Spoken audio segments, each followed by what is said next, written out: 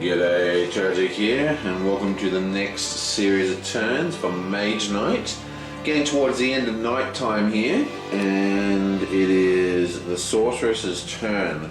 Now, she has a couple of options here.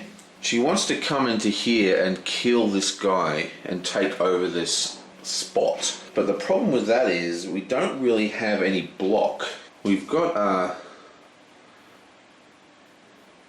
block 2 and an attack 4, crystallize, a move, book of wisdom, my god, and a march.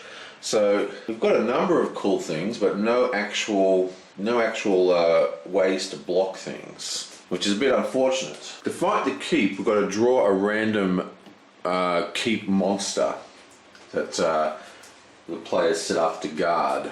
Now they're fairly weak for us at this stage of the game, but without any kind of block, it's still not something I'm particularly keen on. The other option is that we delay the attack by 1 turn. Basically, I might come to here to this crystal, and that shouldn't be a problem. So basically, I'm going to spend 2 movement points. I'm going to grab that green die. I'm going to use that to fuel it. So we've created 4 points, and that's just going to move us 1 spot over into the mine here, and that'll allow us to start mining green crystals. Now we have crystallize in our hand, but I've got crystallize in my hand, but I require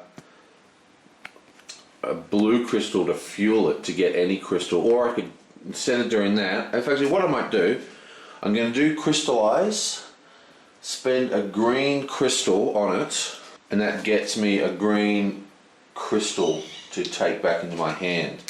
And then I'm going to spend 1 of these as movement. So that's 1, 2, 3 movement plus the crystallize. Then I'm also going to use this book thing here. So the way this works is that I can throw away. Now throw away in this game, that keyword means discard from the game. So I can actually discard from the game an action to gain an advance action from the action offer. That's the same color. So I'm going to play that,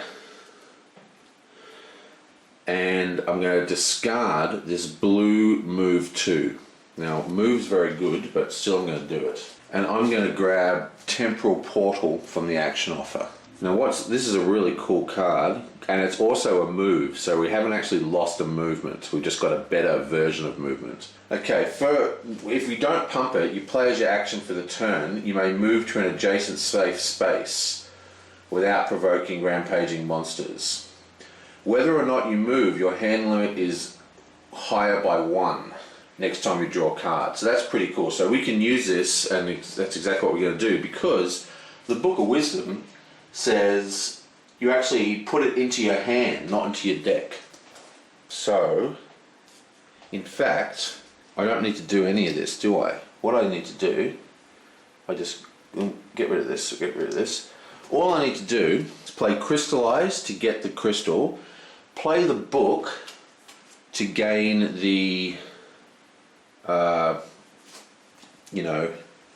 it's called, to gain the spell, the action offer, and then I play the action, and that allows me to move 1 adjacent. So I just go bang like so, and that leaves me with the attack and move still in my hand, which is fine. Now I actually draw, even though I've got 2 cards in my hand, part of that temporal portal is that I gain a second, an increased card draw. So it's 1, 2, 3, 4, 5, 6. That's horrible. So both of these cards are swift strikes, because I went through my discard pile, which is public information, and I haven't had any swift strikes. So I was absolutely certain I would get the swift strikes to kill that guy next time. Still, this means I've got movement, I've got blocks, I've got mana draw, I've got healing, I've got everything going on right now. Okay. So I should definitely be able to take out that monster tomorrow. Now I get that green crystal from Crystallize, and I also gain a green crystal from that space that I'm on. That's 1 and 2. Let's roll this die. Come on, be something good. Bam, it's another green. I continue the worst rolling in the history of the game, and all these guys are discarded. Sweet. Oop, oop, oop. That's the 1, 2, 3. Sorry, that's my hand. That's my discard pile up here. Then I just refresh the offer. Yoink. Nice. Now we have our poor unfortunate green guy. He hasn't got a lot of love going on here. He's got a number of move tokens. He's got the fancy move. He's got magic talent. He's got tranquility, smart. He's got quite a lot of stuff here. What's magic talent again? Discard a card from your hand. You may play one spell on the spell offer as if it was in your hand. That card remains in the spell offer. What is in the spell offer? There's another cure, and there's an offering. Offering, what's this do? Gain a red crystal to your inventory. You may discard up to 3 non-wound cards from your hand. For each discarded card, gain a crystal of the matching colour. Okay, that's pretty awesome. There's no red mana in the source though, so that's kind of useless. There is a green mana, so we could theoretically use Tranquility to draw 2 cards and see what we get. But for now, let's just work out our movement. So if we do this, that gives us move 2, and we reduce the movement on both those desert tiles by 1, so that's actually 2 to cross. We have 1, 2, 3, 4. That gets us to, oh wait, and it gives us, this gives us move 2 as well, so that's 1, 2, 3, 4. That gets us to here, and then another 1, 2 to explore. Okay, yeah, bam. Ooh, it's a city. Okay, so this is our first city. Lots of stuff to go on about here. Okay, let me just slide this sucker in. Oh, look at that. Unbelievable. What are the chances? For starters, we have a draconian enemy. We have another, whatever they're called. I'm drawing a blank. I'm having a mental blank. Monastery. Monastery, yes, I do know what I'm talking about. We have another monastery, so a second action card is placed down here. Ooh, it's Intimidate. Nice. But look at this tile a little bit more closely. One, we have a dragon that you have to challenge, but impassable, impassable, impassable, impassable. So he has to get all the way back around to get out of there. That's not good at all. So that is 4, 5, 6, oh my god, 10, 12, 12, 16, 17, 18, 19. It's 19 to get to that city from where he is. That's crazy. So he's really stuffed. Now he does have this Song of Wind, but of course, you know, he spent it. As for the dragon, it's a pretty harsh one. It's got a 6 block, and it's actually fire cold, which is very hard to block, and it's resistant to fire and cold. Now, not only do we need to do 9 physical damage, or we need to do 18 magical damage, we also cannot use any kind of block cards that are red or blue. So basically, we have to take the damage, and he's brutal, which means that he'll do, 12 damage, even though we only have to block 6. So, I mean, it would be nice to kill him and level up.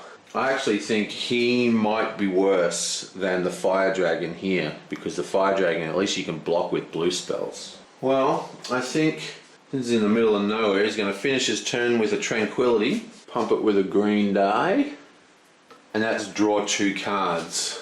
You know, while I was filming this, I checked out YouTube, and apparently I've completely used this spell wrong.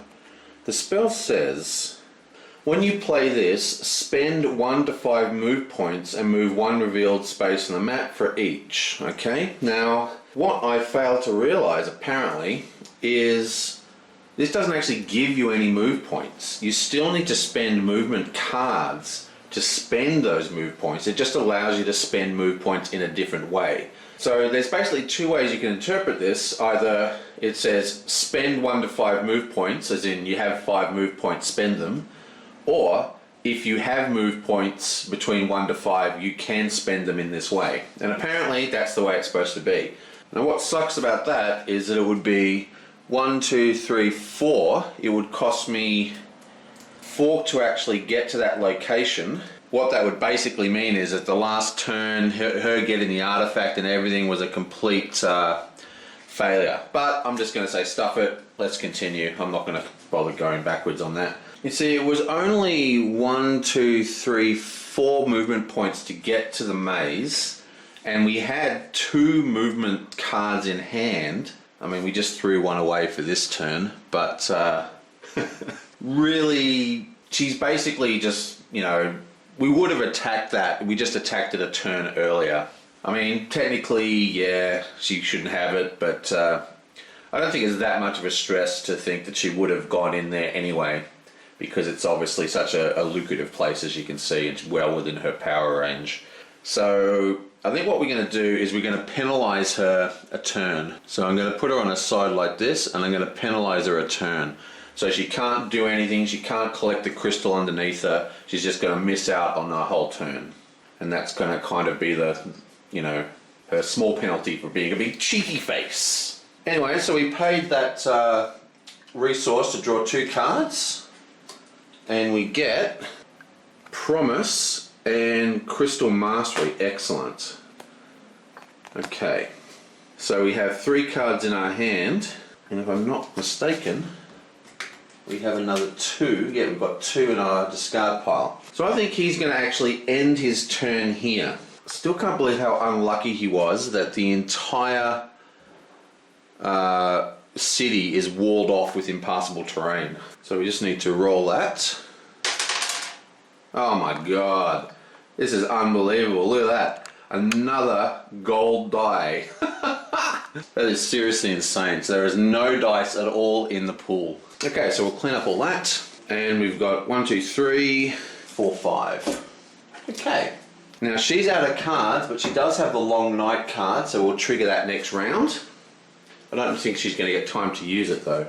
Okay, so now we have Tuvok's turn. Now unfortunately, he knows what this is, but because he revealed it in the last turn, he won't get the bonus, but his plan is to attack that. Still, we did all the planning last turn, and we need at least a red die, and the entire mana source is completely empty.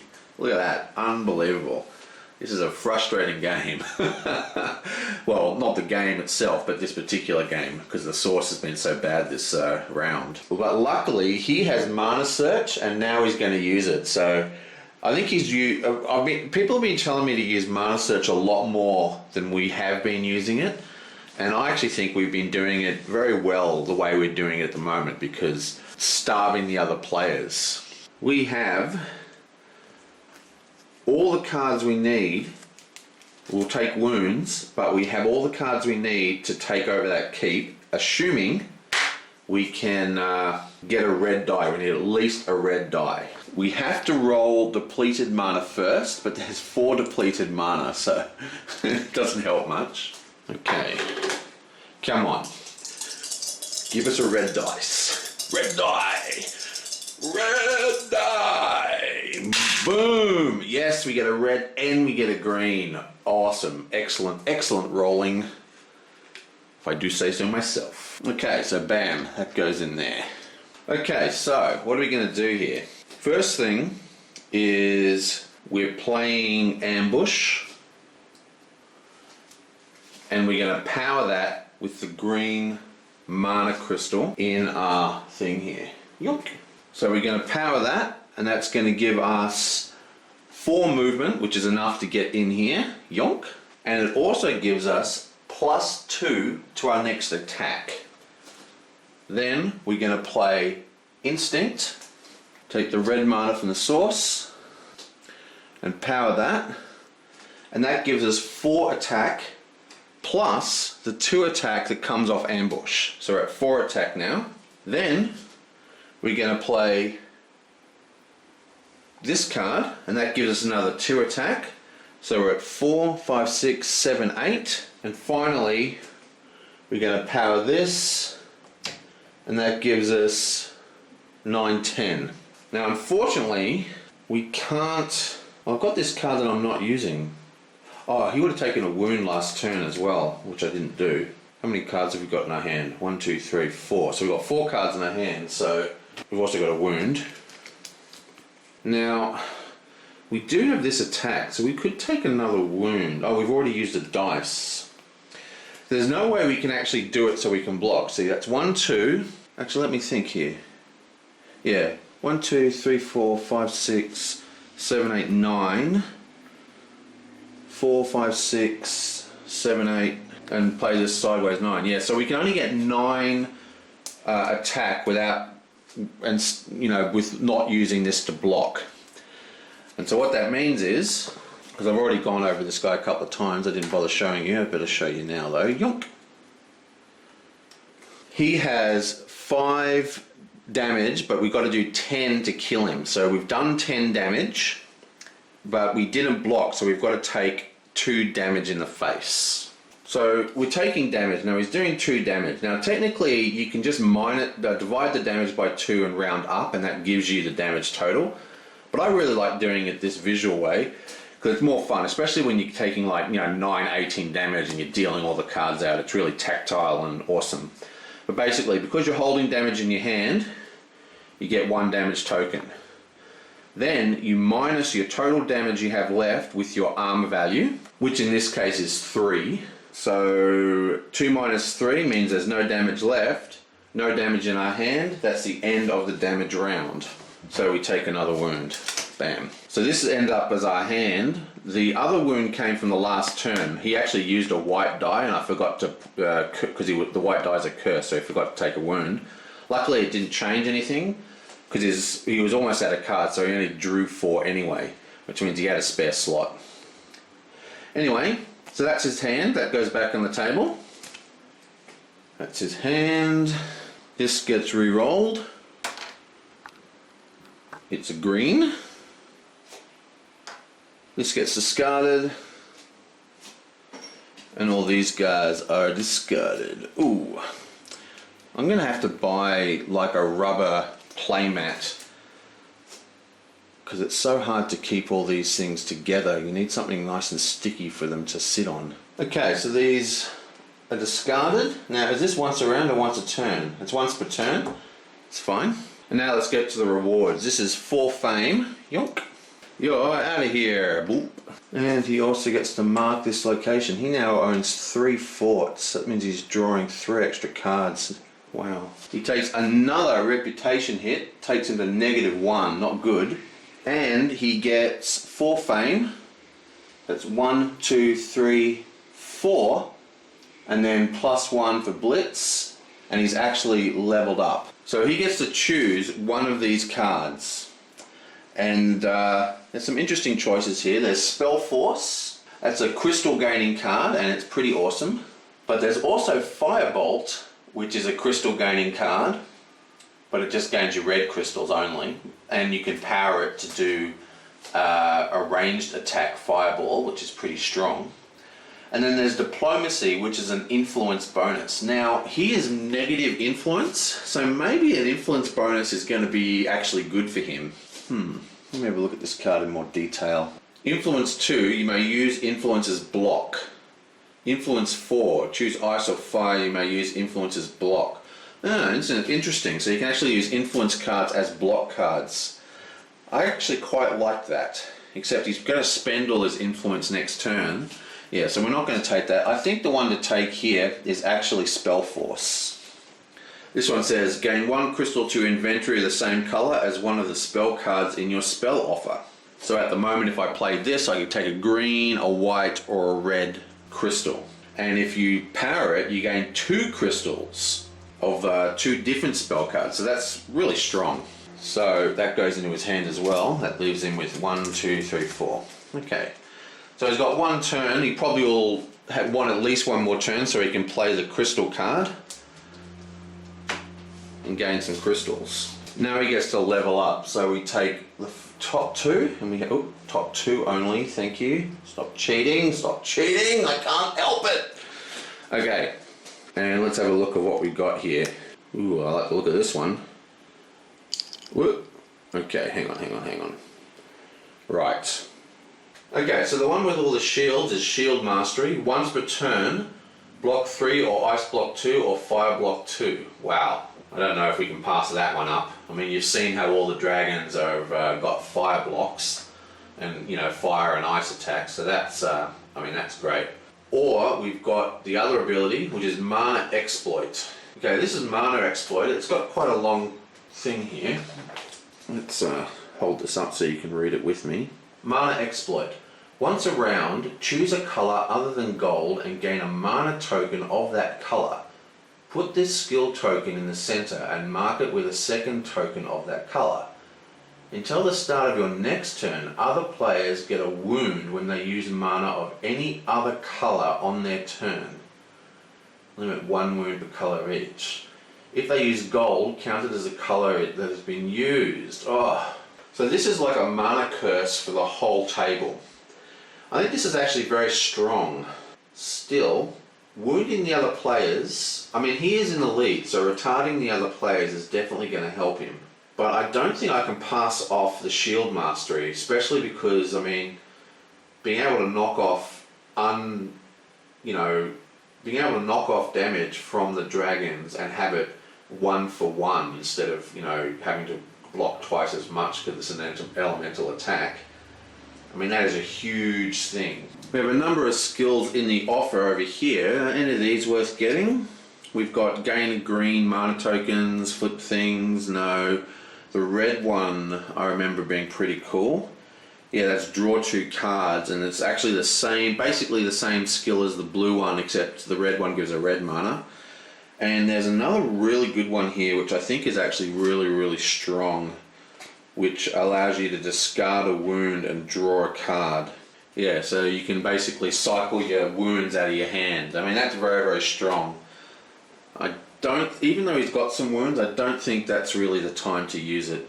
Yeah, I'm going to go with the Elemental Shield skill. So we'll place the Mana Tainting back in the source, and then we'll refresh the spell offer. I mean the action offer. Yoink.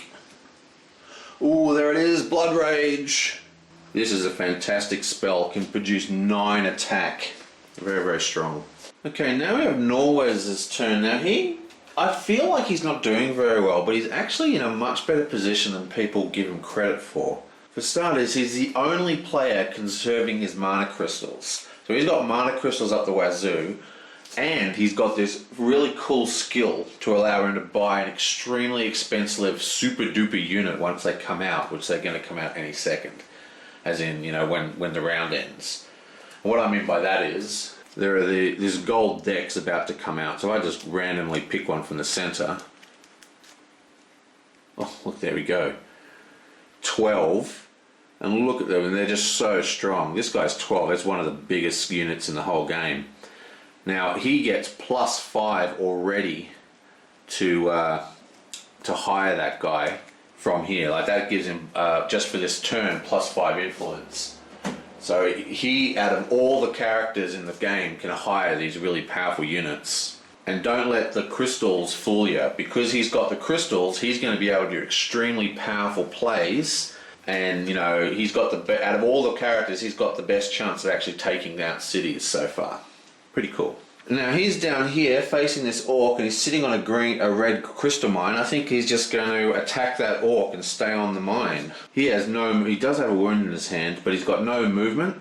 But he's got a range attack 3 and he's got a concentration, so I think he's just going to use the concentration straight away.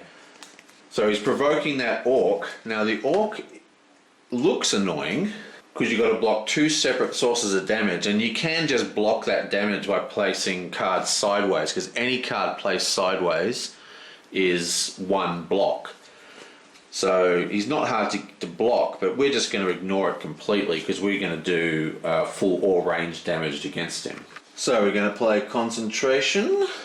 Just nab that freshly rolled green, power it with that green die, and then we're going to play swiftness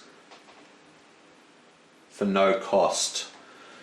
So not only does concentration allow us to take the range attack 3 without paying one of the tainted mana dice, it also gives +2 to that attack, because concentration, any type of attack, get that amount +2. So that's 3, 4, 5 ranged. This guy's only 4 attacks, so he's killed. Bang. So this guy's dead. Yonk. Now, for such a wussy orc, doesn't get a lot of fame. You do get +1 reputation, which is great, but he only gets 1, 2 fame for that. So it's hardly worth it. Doesn't even level up. Anyway, he's going to end his turn there, so he's going to put back his 3 cards, draw another 2. 1, crystallize and noble manners. Excellent. He gains another green crystal for being red crystal, beg your pardon. Gains another red crystal for being on the mine. And let's just re-roll this. And it's a white. Put that back. Okay, so that's the end of this turn. Boom. Wait, that's the discard. This is the discard. See, I forgot to put it on its side. See, what I do, I put the hands on the angles, and that way I know which is the hand. Oh, you know what I forgot to do? I forgot to set up the blue city. I better do that now, because it doesn't make a huge amount of difference, but it does actually remove tokens from the top of the token pile. So if other things are revealed, it will change the odds. Not that it's going to make a huge amount of difference, because I mean, who the hell can get there? Look, it's blocked off on this side as well. Crazy. Anyway, but the blue city. What we do, we grab the blue city and we grab the city card for it, which is blue, obviously. Now, the blue city is this really awesome looking model, and in this particular scenario, the cities were revealed are starting at level 3, so they're pretty wimpy cities in relative terms. Okay, so I'll just put the city here. Now, when you twist it to the level, as you can see how there's 2 little discs are revealed? This is showing us a lavender and a white disc. So we come over here, so we're taking a white disc and we're taking one of the Mage Tower discs, and these are placed down on the city, and these become the city's defenders, okay?